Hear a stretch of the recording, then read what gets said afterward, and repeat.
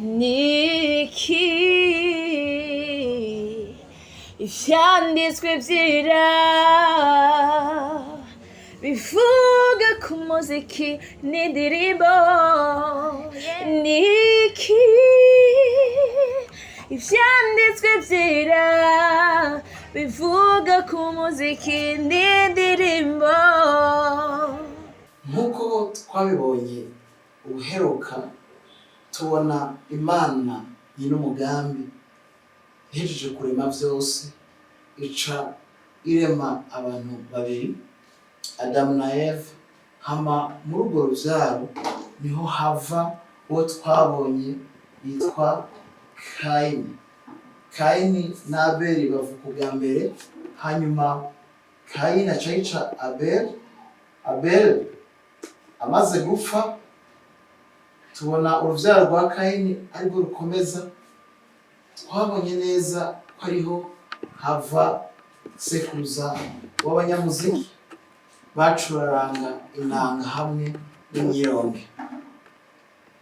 Imana muri kamere kayo, mu mugambi wayo, yari ihejeje gusezerana yuko by'ukuri umugore inzoka yahenze, Satani yahenze, ariho azozanana kandi umukiza azoza gukura icaha mw'isi. Iryo sezerano ntirishitse ubwo nyene, kugira ngo Imana izorishitse igenda irasiganya mu runganwe n'urundi abo igenda irakomereza ku isezerano gushika aho izoronka umuryango canke ubwoko buzovamwo umukiza. Tubona rero inyuma haheze imyaka Adamu na Eva bavyara Seti. Seti aravyara abandi bana, Imana ikaca igenda gutoranya uwitwa Nowa. Nowa nk'umwe asigara ahejeje kurimbura ivyaha vyabaye umurengera, ararimbura urunganwe rwose rw'ico gihe, hanyuma asigaza Nowa wenyene. Ijambo ry'Imana ritubwira ngo Nowa aramushima. Imana iramushima kubw'ubuntu bwayo, iramushima ugutoranywa atari ikindi kintu biciwe ukwizera. Hanyuma tubona yavyaye abana batatu, Shemu, Hamu, Yafeti. Hama muri abo batatu ishima gukomeza umugambi wayo muri Shemu, aho yavyaye abana benshi kugeza aho habonetse Tera, ariwe yashoboye kuvyara Aburahamu, Nahori hamwe na Harani. Ni ukuvuga Aburahamu niwe wundi mu basokuruza Imana yashimangiye cane ibijanye n'isezerano ryayo. Iramubwira kuva mu gihugu cabo, kuva mu muryango wabo, kugira ngo aje mu gihugu Imana izomwereka. Hanyuma iramubwira ko izomugira ubwoko bukomeye, kandi amahanga yose yo mw'isi azoherwa umugisha muri yo. Iryo ni rya sezerano Imana iriko iraserura mu buryo bwagutse. Hanyuma mu ruvyaro rwa Aburahamu, Imana izokuramwo Isaka kugira ngo ikomeze umugambi wayo. Hanyuma inyuma ya Isaka azovyara abahungu babiri, Esawu hamwe na Yakobo, hama ikomeze umugambi wayo muri Yakobo. Niwe yahavuye avamwo imiryango 12 y'Abisirayeli. Hanyuma y'ivyo tuza kubona rero iyi nkuru twabasomeye, Yakobo na Labani ariho ihagazeko. Tuza kubona Labani yava mu muryango wa mwene wabo na Aburahamu. Babona ko Aburahamu yavukana na Nahori hamwe na Harani. Uyu Harani niwe yahavuye avyara Loti aca arapfa. Nahori nawe aca avyara na Miluka uwitwa Betuweli.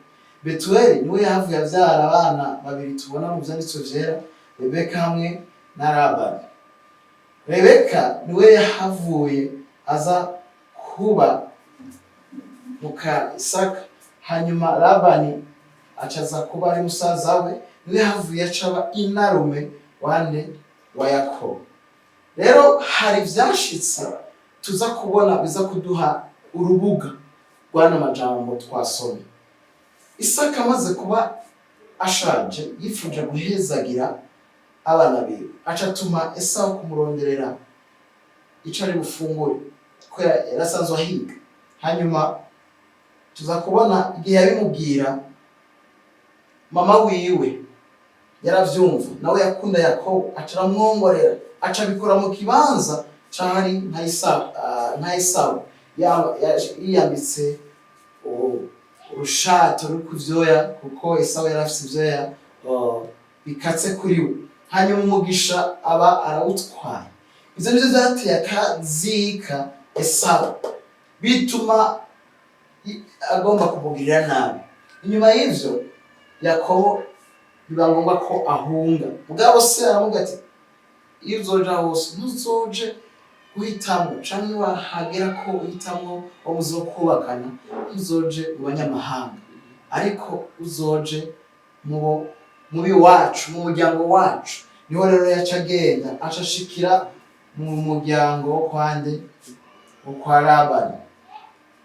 Hanyuma Labani yari afise abakobwa babiri, umwe yitwa Rakeli, uwundi yitwa Leya. Ni kuvuga Yakobo ashima Rakeli. Se wabo Labani amaze kubona Yakobo ahamaze igihe ariko arabafasha ibikorwa, aravuga ati ntitwoguma ataco tuguhereza kandi kudufasha ibikorwa. Niho yaca amubwira ati vy'ukuri mbwira ico wumva wipfuza kugira ngo tushobora kuguhera. Acavuga ati je nzokora imyaka ndwi kugira ngo uce umpa umukobwa wawe Rakeli. Amubwira ati nta kibazo. Arakora imyaka ndwi, irangiye ku kagoroba aho kumuhereza Rakeli baca bamuha Leya. Mu gitondo avyutse asanga uwo yakunze si uwo bamuha.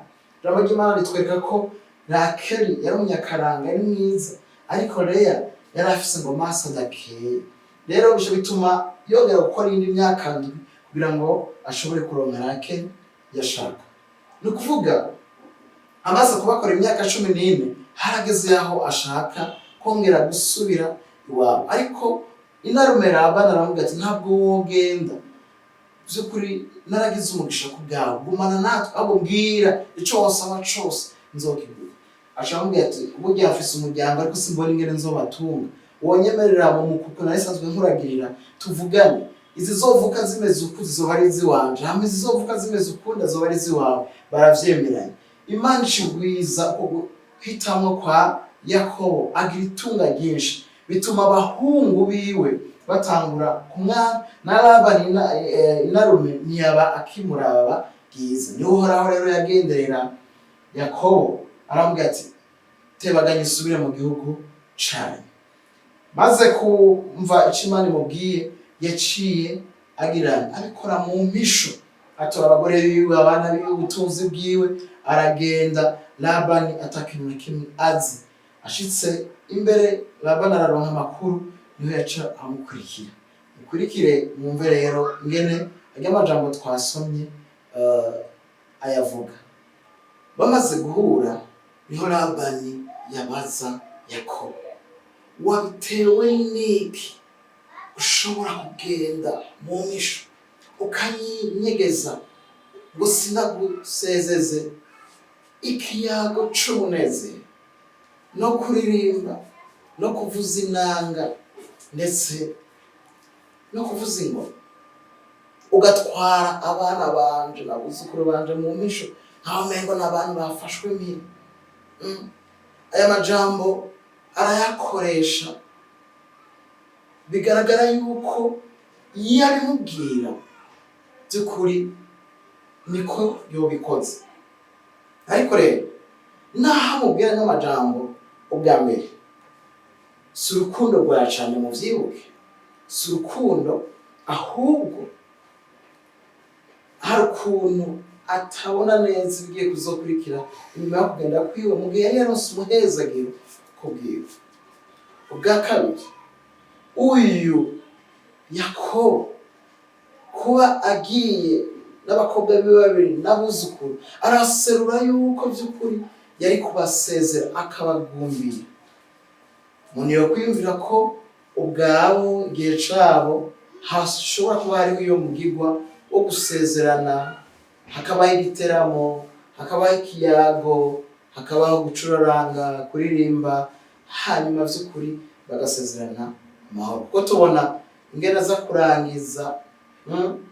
kurangiza by'ukuri anabasezeye. Mugabo nuko mwijoro Imana yamugenderera avuga ati ntihagire ikintu na kimwe uri bukorere Yakobo, ntihagire ijambo iryo wishaka ryose uri bumubwire.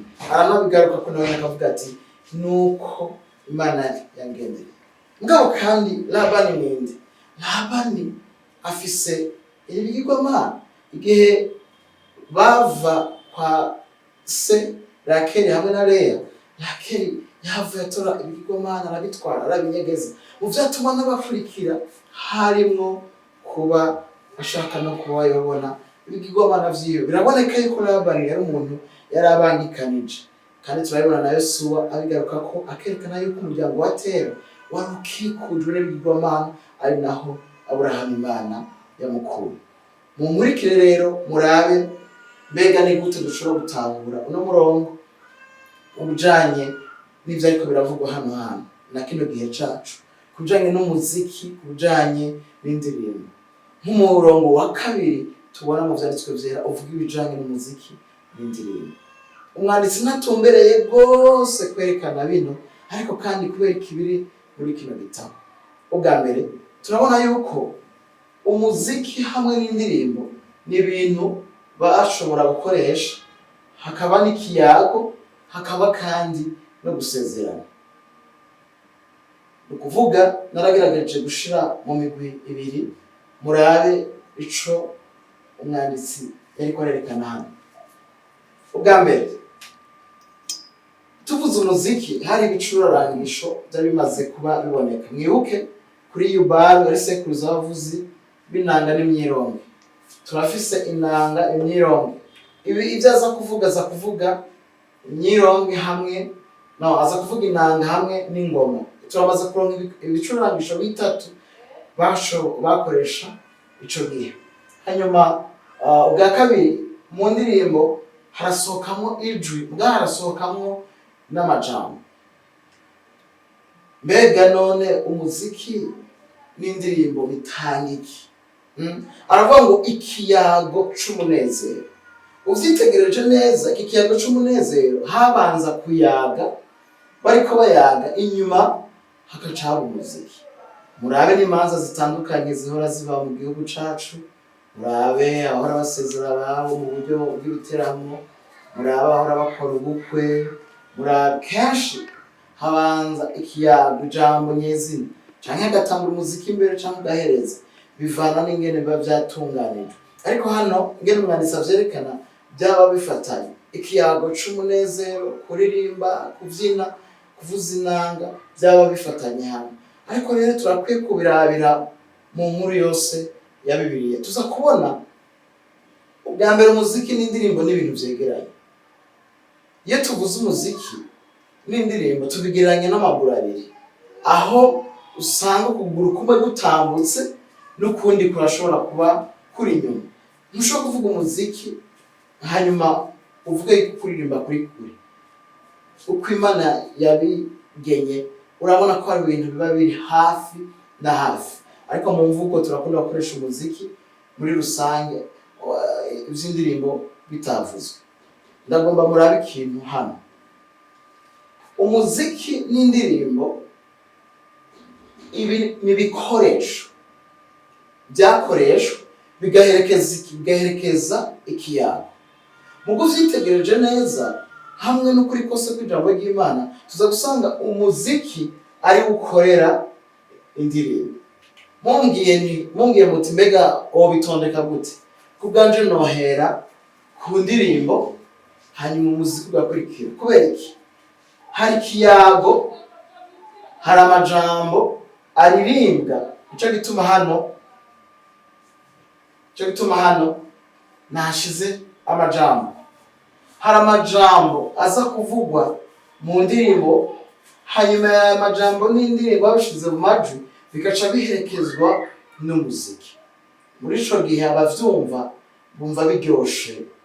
Rero akenshi hari igihe cyo dutebera ku muziki, cyo dutebera kumviriza ingene bavuza bacuraranga, mugabo amajambo tukagirane tukayirengagiza. Ariko rero hari ikintu gikomeye cyane yaseruyemo ngo ikiyago c'umunezero. Kubwanje ijambo umunezero ni ikintu cyatumye mpagarara cyane, niko ndiyumvira kuri ano majambo. Umunezero uboneka habaye gucuraranga, habaye kuririmba, habaye kuvuga aya majambo hakaboneka umunezero. Mbega by'ukuri umuziki ubwawe, indirimbo ubwazo ni ibintu bishobora gutuma umuntu anezerwa, ni ibintu bishobora kuvyara umunezero? Egome canke oya. Ariko umuziki n'indirimbo muri kamere kavyo bisanzwe ari ibintu bifise ubushobozi Imana yatanze muri ya shusho yaho umwana w'umuntu, harimwo kuvyura ibigumbagumba mu muntu. Naho ishusho y'umuntu yononekaye, hari ibisigarira vyagumye muri we, aho vy'ukuri ashobora gucuraranga, agashobora kuririmba, wewe wahura ukumva ibikurimwo binyiganza. Mbwa muri ico gihe ibintu biriko biranyiganga, ibintu biriko biratuma wumva uryohewe, by'ukuri n'ibishobisho n'ibigumbagumba biri muri wewe. Ivyo bigumbagumba kubwanje si vyiza kuko vyavyuwe n'umuziki ubwawe.